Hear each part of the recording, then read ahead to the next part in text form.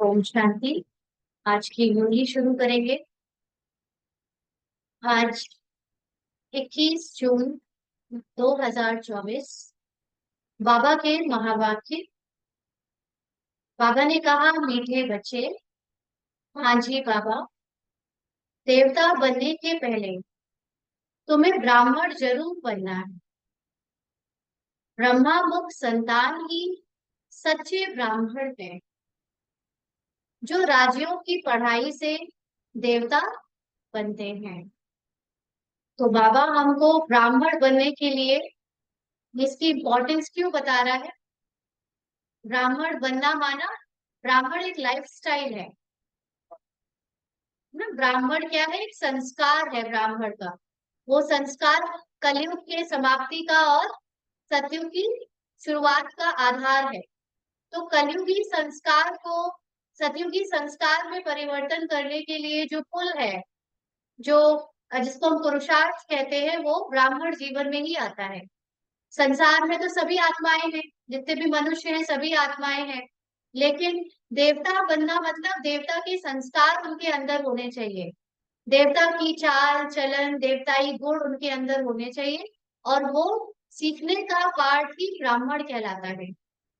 तो जो आत्माएं इस पाठ में नहीं आती है ना, गुण सीखने के पाठ में या अपने अंदर के अवगुणों को मिटाने के पाठ में, और साथ साथ बाबा को याद कर कर अपनी आत्मिक स्थिति में स्थित होने का अभ्यास नहीं करती, वो आत्माएं देवता बन नहीं सकती, अपने अंदर दैवी संस्कार धारण कर नहीं सकती, है ना।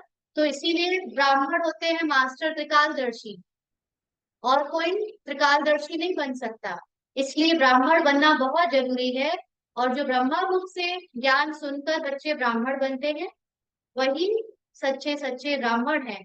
शरीर की जाति वाले ब्राह्मण नहीं, तो राज्यों की पढ़ाई से देवता बनते हैं। प्रश्न है, दूसरे सभी सत्संगों से तुम्हारा यह सत्संग किस बात में निराला है? किस बात में निराला है? आप लोग बताओ। दूसरे सत्संगों से इस सत्संग में क्या अंतर है? दिया जाता है कहीं कहीं, जहाँ गीता सुनाई जाती है वहां देते हैं। ये तो बहुत बाद में पता चलता है कि यहाँ स्वयं भगवान आकर पढ़ाते हैं। और बताओ। चलो बाबा का आंसर देखते हैं। हम्म, दूसरे सत्संगों में कोई भी एम ऑब्जेक्ट नहीं होती है। मुख्य बात है एम ऑब्जेक्ट की। वहां पे क्या करते हैं, क्यों सुनते हैं, पता नहीं, बस अच्छा लगता है, या ज्यादा से ज्यादा किसी को बोल दिया कि वो स्वर्ग प्राप्ति होती है, जितना ज्यादा सत्संग करो उतनी स्वर्ग प्राप्ति होती है। लेकिन स्वर्ग क्या होता है ये भी उन्हें नहीं पता, है ना। स्वर्ग तो एक जगह है, लेकिन उसके जाने के पहले जो गुण धारण करने पड़ेंगे, वो यहाँ पर सिखाए जाते हैं। ये उसका स्कूल है ये। इसलिए ये एक ऑब्जेक्ट कहीं नहीं होती। और भी धन दौलत आदि सब कुछ गवाकर भटकते रहते हैं, है ना? दूसरे सत्संगों में क्या करते हैं, धन आदि भी चढ़ा चढ़ा कर गवा देते हैं। इस सत्संग में तुम भटकते नहीं हो। यह सत्संग के साथ साथ स्कूल भी है। स्कूल में पढ़ना होता, भटकना नहीं। पढ़ाई माना कमाई। जितना तुम पढ़कर धारण करते और कराते हो, उतनी कमाई है। तो कमाई का मतलब क्या? हाँ, आप थोड़ा कुर्सी ऐसे कर लो ना, दिख नहीं रहे। जब हम अपने को देहधारी समझते हैं ना, तो स्वर्ग की कामना हमारी कमाई होती है। लेकिन जो आत्मिक स्मृति में है, उसके लिए कमाई का अर्थ है हर समय अपने को आत्मिक स्मृति में स्थित रखना, ये कमाई है ना। क्योंकि उसी कमाई से हम ऊंचा पद पाते हैं। जो जितना ज्यादा समय आत्मिक स्थिति में स्थित रहता है, वो उतना ऊंचा पद पाता है। समझो? तो इसलिए बाबा कहते हैं कि स्कूल में पढ़ना होता, भटकना नहीं। पढ़ाई माना कमाई। जितना तुम पढ़कर धारण करते हो कराते हो, उतनी कमाई है। क्योंकि जब हम खुद पढ़ते हैं और पढ़ाते हैं, तो कहीं ना कहीं आत्मा का ज्ञान रहता ही है ना। तो उतनी देर हमारी याद में ऐड हो जाता है, और इसलिए वो भी कमाई में ऐड होता है। इस सत्संग में आना माना फायदा ही फायदा। ओम शांति। रूहानी बाप बैठ रूहानी बच्चों को समझाते हैं। रूहानी बच्चे ही इन कानों द्वारा सुनते हैं। बेहद का बाप बच्चों को कहते हैं, अपने को आत्मा समझो। यह घड़ी घड़ी सुनने से बुद्धि भटकना बंद कर स्थिर हो जाएगी। सारा अभ्यास किस बात का है? अपने को आत्मा स्थित करने का। तो जब ये बुद्धि जितनी स्थिर होती जाएगी, क्या होगा? मन भटकना बंद हो जाएगा। अपने को आत्मा समझ बैठ जाएंगे। बच्चे समझते हैं, यहाँ हम आए हैं देवता बनने। हम एडॉप्टेड बच्चे हैं। हम ब्राह्मण पढ़ते हैं। क्या पढ़ते हैं? क्या पढ़ते हैं यहाँ आप सभी? मनुष्य से देवता बनने की पढ़ाई। जैसे कोई बच्चे कॉलेज में जाते हैं तो समझते हैं कि हम अब पढ़कर इंजीनियर डॉक्टर आदि बनते हैं। बैठने से ही झट समझेंगे। तुम भी ब्रह्मा के बच्चे ब्राह्मण बनते हो तो समझते हो हम ब्राह्मण सो देवता बनेंगे। गाया हुआ है, मनुष्य से देवता। आगे, करत न लागी वार। मनुष्य से देवता बनने में देर नहीं लगती है।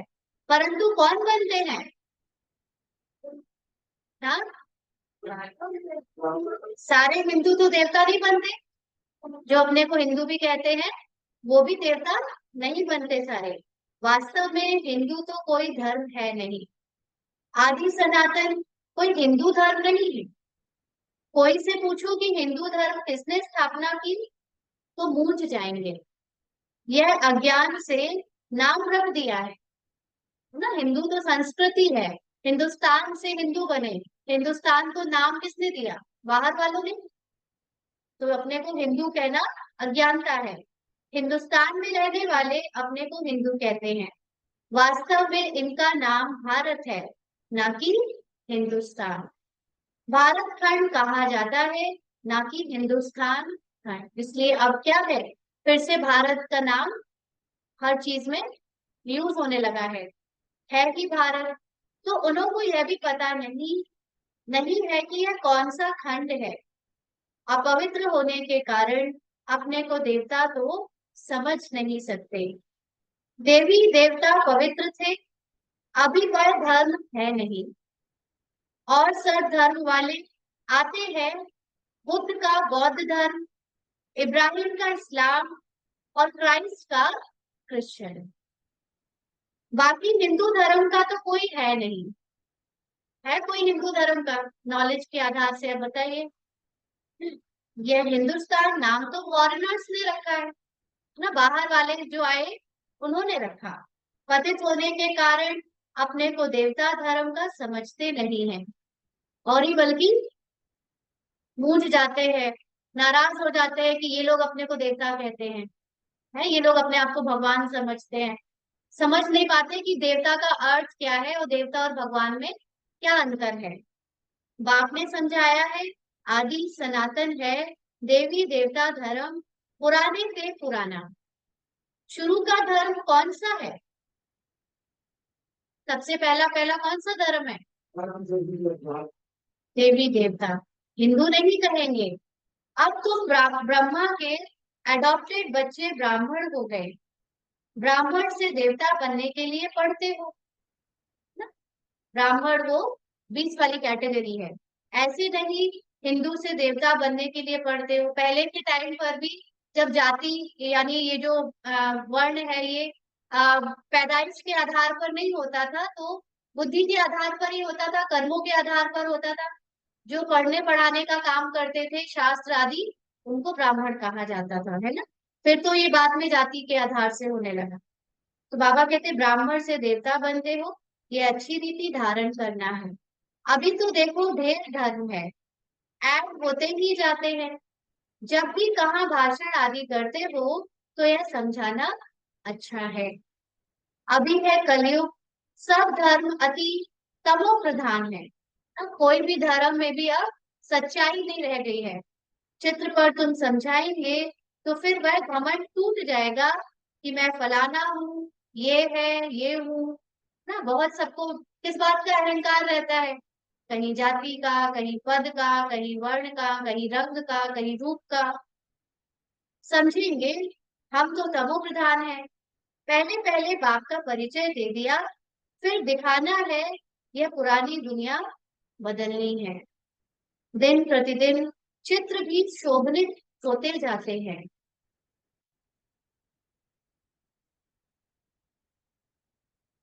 जैसे स्कूल के नक्शे बच्चों की बुद्धि में होते हैं, तुम्हारी बुद्धि में फिर यह रहना चाहिए। नंबर वन मैप ये है, ऊपर में त्रिमूर्ति भी है, दोनों गोले भी है, सतयुग और कलयुग। अभी हम पुरुषोत्तम संगम युग पर है। यह पुरानी दुनिया विनाश को पाएगी, यह आदि सनातन देवी देवता धर्म स्थापन हो रहा है। तुम हो आदि सनातन देवी देवता धर्म के। हिंदू धर्म तो है नहीं।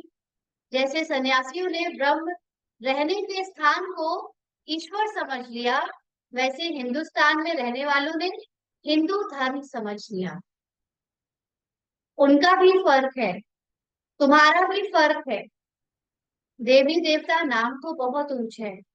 कहते हैं यह तो जैसे देवता है जिसमें अच्छे गुण होते हैं, तो ऐसे कहते हैं इसमें देवता ही गुण है। कहते हैं ना, कर्मों को देखकर तुम समझते हो।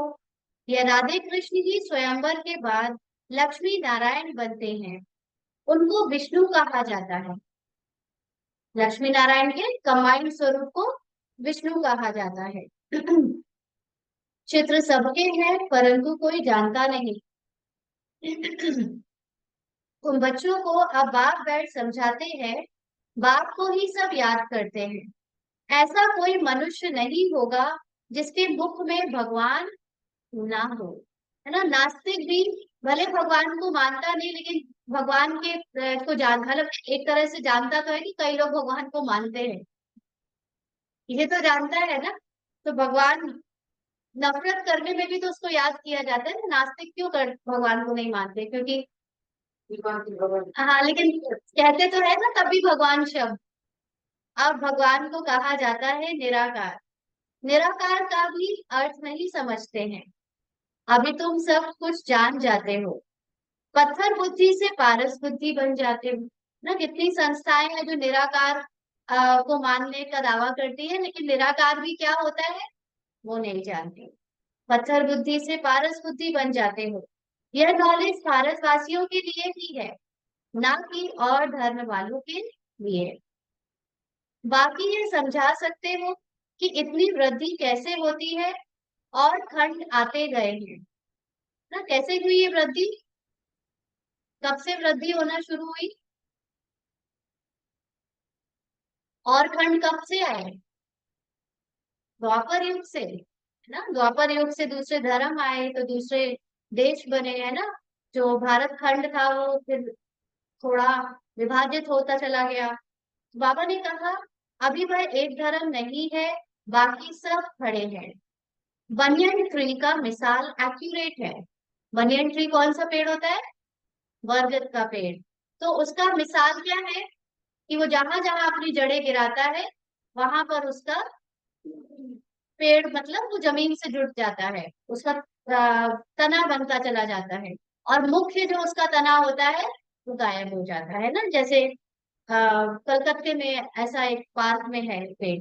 तो आदि सनातन देवी देवता धर्म का फाउंडेशन है नहीं, बाकी सारा झाड़ खड़ा है। तो कहेंगे आदि सनातन देवी देवता धर्म था, ना कि हिंदू धर्म। तुम अभी ब्राह्मण बने हो, देवता बनने के लिए पहले ब्राह्मण जरूर बनना पड़े। शूद्र वर्ण और ब्राह्मण वर्ण कहा जाता। इसीलिए जो देवी देवता का कल्चर है वो कल्चर ब्राह्मणों में रिफ्लेक्ट होना चाहिए। देवी देवता का कल्चर क्या है? स्वयं में मर्यादित। बताना नहीं पड़ता है उनको कि आप बड़ों को रिस्पेक्ट दो, कि आप एक दूसरे को आत्मिक स्थिति से देखो, कि आपकी चाल चलन में बहुत शुद्धता, पवित्रता, है ना, ऊंचाई होनी चाहिए। ब्राह्मणों को बताना पड़ता है इसीलिए ट्रेनिंग होती है खास, है ना।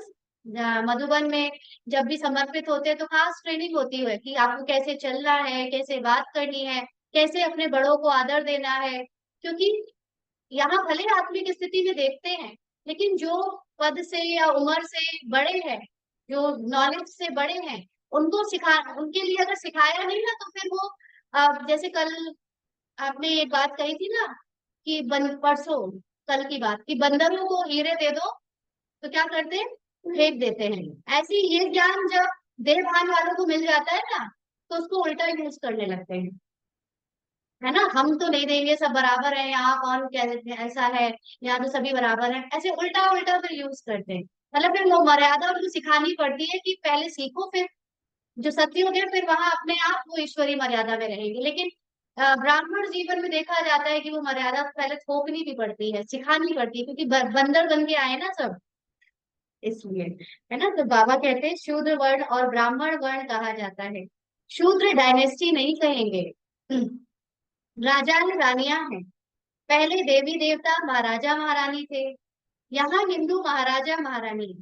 भारत तो एक ही है, फिर वह अलग अलग कैसे हो गए, उन्हों का नाम निशान ही गुम कर दिया है, सिर्फ चित्र है। नंबर 1 है सूर्यवंशी। अभी तुम आए हो सूर्यवंशी बनने के लिए कि चंद्रवंशी बनना है? चंद्रवंशी में क्या बुराई है, इतनी सारी प्रजा बनेगी।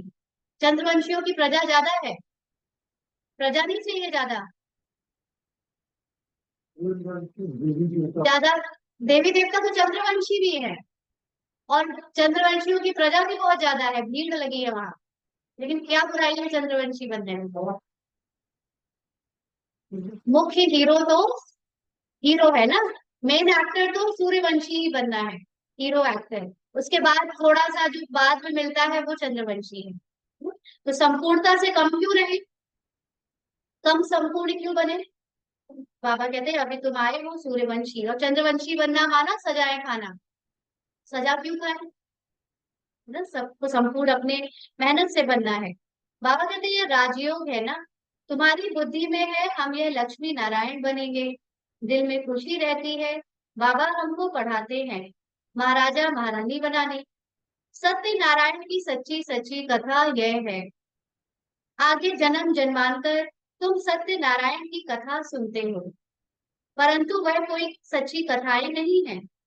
भक्ति मार्ग में कभी मनुष्य से देवता बन नहीं सकते, मुक्ति जीवन मुक्ति को पा नहीं सकते। अभी मनुष्य मुक्ति जीवन मुक्ति पाते जरूर है, अभी सब बंधन में है। ऊपर से आज भी आत्मा आएगी तो जीवन मुक्ति में आएगी। अंडरलाइन में, एक भी आत्मा अगर ऊपर से बिल्कुल फर्स्ट जन्म नीचे कलयुग के अति में भी अंत में भी ले रही है तो भी पहला उसका जीवन क्या होगा, जीवन मुक्ति। जीवन मुक्ति का मतलब दुखों से मुक्त, उसको कोई भी दुख नहीं होगा, ना शरीर का, ना धन का, ना रिश्तों का, ना कि जीवन बंध में। आधा समय जीवन मुक्ति, आधा समय जीवन बंध में जाएंगे, यह खेल बना हुआ है। अगर एक जन्म भी है तो आधा जन्म उनको दुख नहीं होगा और बाकी के आधा जन्म में उनको दुख मिलेगा। यह खेल बना हुआ है, इस बेहद के खेल में भी हम सभी एक्टर्स हैं, यहाँ आते हैं पार्ट बजाने। हम आत्माएं यहाँ के निवासी नहीं हैं। कैसे आते हैं यह सब बातें समझाई जाती है। कई आत्माएं यहाँ ही पुनर्जन्म लेती रहती हैं। तुम बच्चों को शुरू से लेकर अंत तक सारे वर्ल्ड की हिस्ट्री ज्योग्राफी बुद्धि में है। बेहद का बाप ऊपर बैठ क्या करते हैं कुछ नहीं जानते, इसलिए उन्हों को कहा जाता है तुच्छ बुद्धि। तुम भी तुच्छ बुद्धि थे, है ना सब। हाँ? अब बाप ने तुमको रचयिता और रचना के आदि मध्य अंत का राज समझाया, माना ड्रामा का राज समझाया। यहाँ बैठकर कितने प्यार से सुन ले रहे हैं तुम तुच्छ बुद्धि थे, और घर में कोई कह दे, लौकिक में कोई कह दे, सुना जाएगा। हाँ, है ना? तो बाबा कह रहा है तो प्यार से सुन रहे हैं। अधिकारी की सब कोई सुनता है, तुरंत करेंगे तो आप सुन रहे हैं, गाड़ी नहीं सकते, सर वो ध्यान रखिए, बताइए नहीं आप। नहीं, आपके लौकिक में देहभान भी तो आ जाता है। लौकिक में कोई कहेगा तुरंत देहभान आएगा, तुम होशियार हो क्या, हम ही रखने जाओ। है ना। लौकिक में तो देहभान से ही लड़ाई है, वहां पे कोई वो सहन कर लेगा जिसको देहभान नहीं है। उसको कोई तुच्छ बुद्धि कहेगा तो सहन कर लेगा, लेकिन देहभान जैसे ही आता है तुरंत जवाब निकलता है ना? तो बाबा कहते तुम गरीब साधारण सब कुछ जानते हो, तुम हो स्वच्छ बुद्धि। स्वच्छ पवित्र को कहा जाता है क्योंकि इस समय हमें ज्ञान है स्वच्छता का, और उल्टा क्या होता है स्वच्छता का, अस्वच्छता का, है ना। देवता बनने के बाद तो अस्वच्छता का ज्ञान ही नहीं होगा, अविद्या हो जाएगी, क्योंकि कुछ अस्वच्छ होता ही नहीं। तो इसलिए बाबा कहते हैं तुमको स्वच्छ पवित्र को कहा जाता है। तुच्छ बुद्धि अपवित्र ठहरे। तुम कभी देखो, तुम अभी देखो क्या बन रहे हो। स्कूल में भी पढ़ाई से ऊंच पद पा सकते हो। तुम्हारी पढ़ाई है ऊंच से ऊंच, जिससे तुम राजाई पद पाते हो। वह तो दान पुण्य करने से राजा के पास जन्म लेते हैं, फिर राजा बनते हैं। परंतु तुम इस पढ़ाई से राजा, स्वच्छता का विलोम मलिन होता है। अच्छा, अस्वच्छ भी तो होता है, नहीं अस्वच्छ कोई शब्द नहीं है क्या? नहीं होता है। हिंदी वाला, हिंदी भी नहीं आती ठीक से, बताओ होता है या नहीं होता? कह सकते हैं। परंतु तुम इस पढ़ाई से राजा बनते हो। बाप ही कहते हैं मैं तुम बच्चों को राजयोग सिखलाता हूँ। सिवाय बाप के राजयोग कोई सिखला नहीं सकते। बाप ही तुमको राजयोग की पढ़ाई पढ़ाते हैं, तुम फिर दूसरों को समझाते हो। बाप राजयोग सिखलाते हैं कि तुम पतित से पावन बन जाओ, है ना। जो खुद अपने को निराकार नहीं अनुभव कर सकता, वो दूसरों को क्यों क्या अनुभव कराएगा। एक स्वयं निराकार जो परमात्मा है, वही दूसरों को निराकारी स्थिति में ले जा सकता है। इसलिए पतित से पावन वही बना सकता है।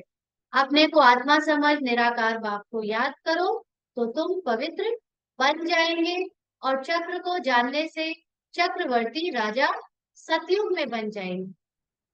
1 मिनट के लिए सभी पूरे ड्रामा के चक्र को याद करेंगे। देखिए, मैं निराकारी आत्मा सतयुग में अपना दैवीय पार्ट प्ले कर रही हूँ।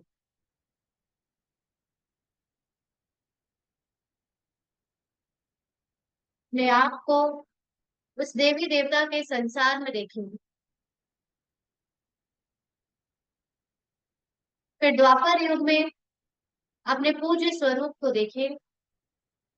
पुजारी स्वपूज्य, मैं ही पुजारी बनकर अपने पूज्य रूप की पूजा कर रही हूँ। कल्प के अंत में अज्ञानता से ज्ञान की तरफ, अंधकार से प्रकाश की तरफ मुड़ते हुए अपने ब्राह्मण जीवन को देखिए, ब्राह्मण पाठ को देखिए, और संपूर्ण ज्ञान के साथ अपने पाठ में स्वयं को फरिश्ता बनता देखिए। अपनी निराकारी स्थिति में फिर स्थित हो जाए। अच्छा, यह तो समझाना बहुत सहज है। अभी देवता धर्म का कोई भी नहीं है, सब कन्वर्ट हो गए हैं और धर्मों में। तुम कोई को भी समझाओ तो पहले पहले बाप का परिचय दो।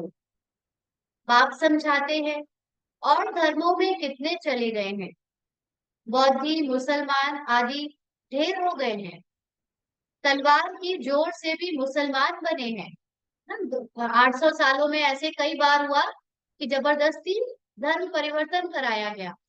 बौद्धि भी बहुत बने हैं, है ना। उस वक्त जब गौतम बुद्ध आए, उन्होंने कर्मों की फिलॉसफी सिखाई, तो बहुत सारे लोग उसमें कन्वर्ट होने लगे।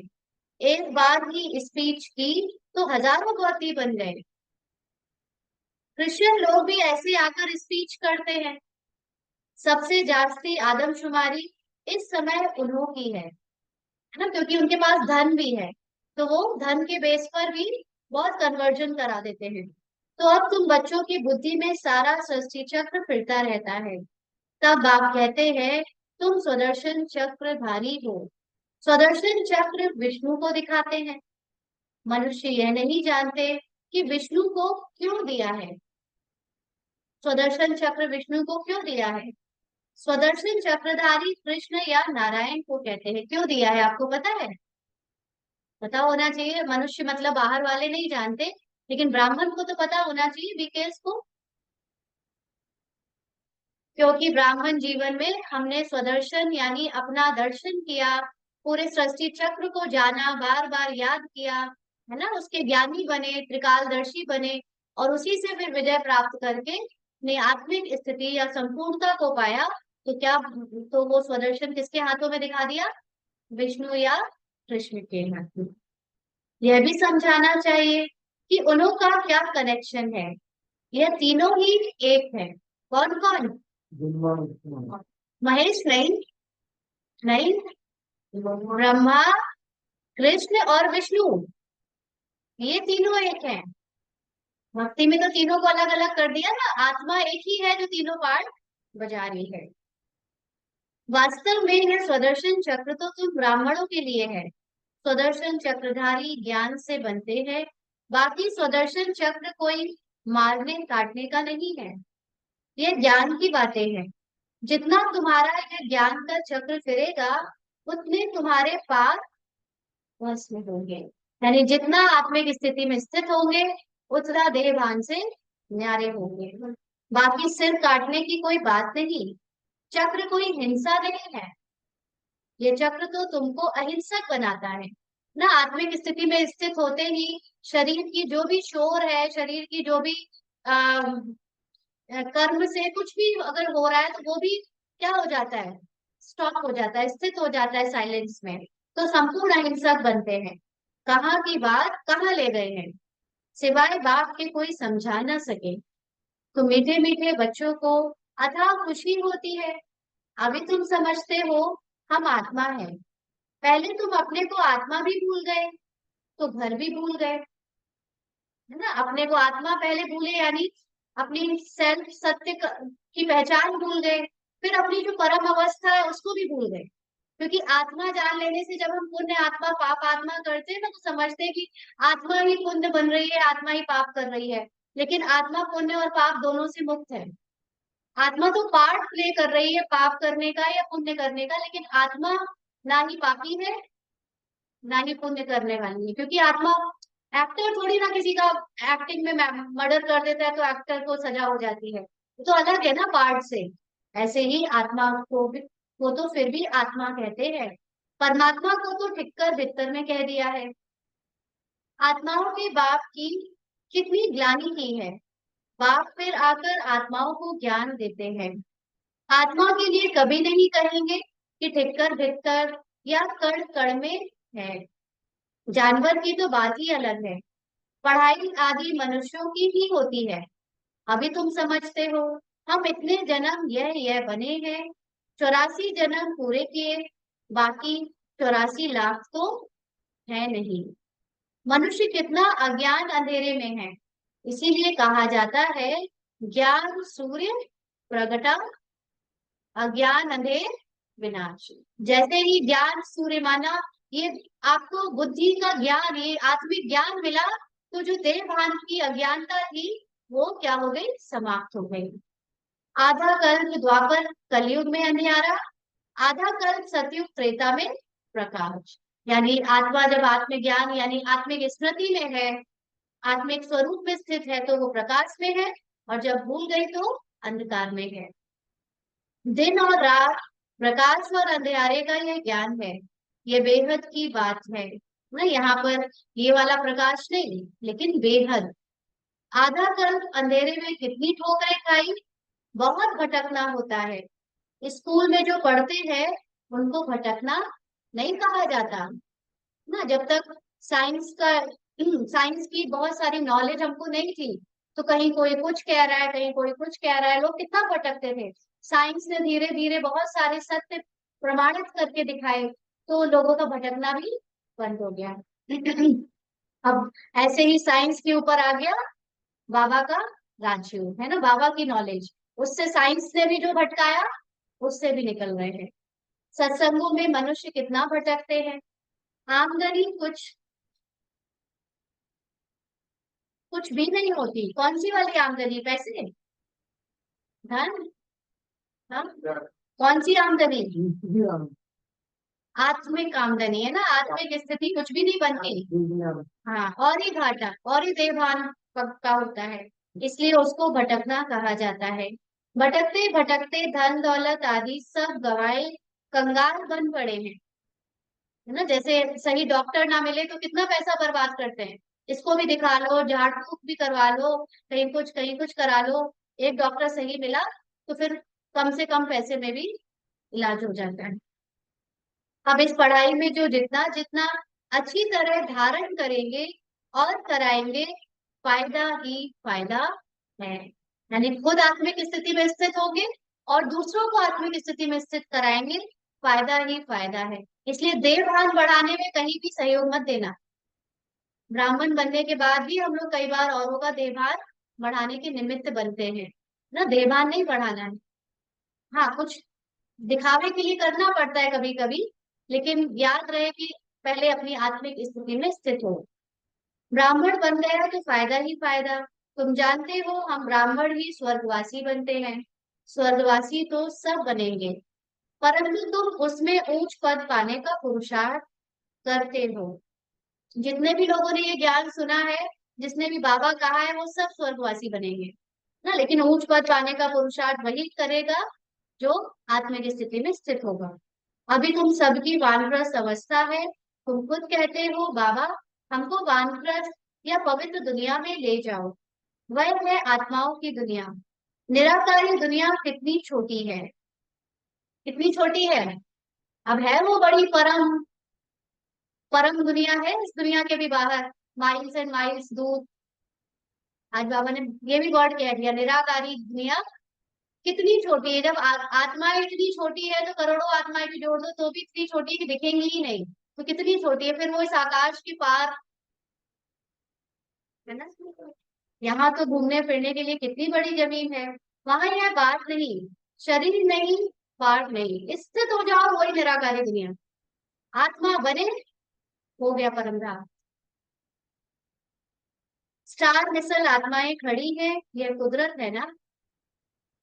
जैसे बाबा ने कहा था ना कि आत्मा मूव नहीं करती है, शरीर मूव करते हैं। अभी परसों की मुरली में कहा था ना बाबा ने, शरीर मूव करते, तो आत्मा को बस स्थित होना है कि मूव होते हुए शरीर को भूलते जाना है। यह कुदरत है ना। सूर्य चांद सितारे कैसे खड़े हैं, आत्माएं भी ब्रह्म तत्व में अपने आधार पर नेचुरल खड़ी हैं। तो इसी ब्रह्म तत्व में ही तो सब कुछ है। अच्छा, मीठे मीठे सिकी लदे बच्चों प्रति माता पिता बाप दादा का याद प्यार और गुड मॉर्निंग। रूहानी बाप की रूहानी बच्चों को नमस्ते।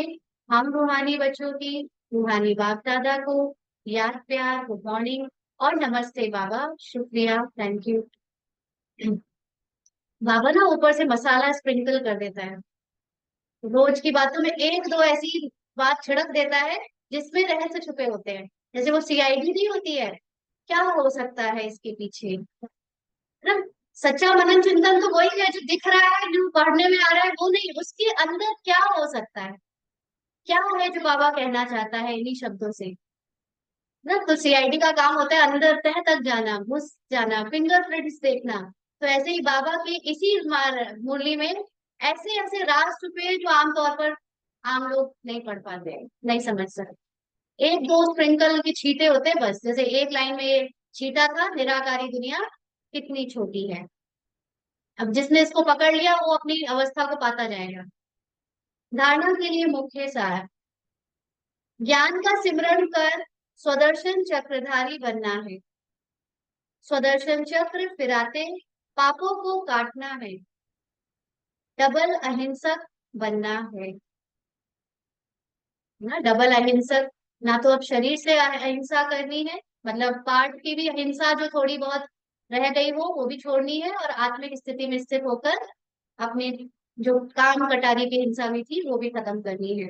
ज्ञान सिमरन का स्वदर्शन चक्रधारी, तो ये स्वदर्शन यानी बार बार ड्रामा के पार्ट को, साकार मूल्य में बाबा ने ड्रामा शब्द बहुत कम यूज किया है। साकार मूल्य में बाबा ने ड्रामा को स्वदर्शन चक्र बोला है, या आदि मध्य अंत का ज्ञान बोला है। लेकिन यही अव्यक्त मूल्यों में फिर बाबा ने ड्रामा वर्ड को बहुत स्ट्रांगली यूज किया है ना। तो इसलिए शुरू की स्थिति में और बाद की अव्यक्त पढ़ाई की स्थिति में अंतर है। अपनी बुद्धि को स्वच्छ पवित्र बनाकर राज्यों की पढ़ाई पढ़नी है और ऊंच पद पाना है। दिल में सदा यही खुशी रहे कि हम सत्य नारायण की सच्ची सच्ची कथा सुनकर मनुष्य से देवता बनते हैं।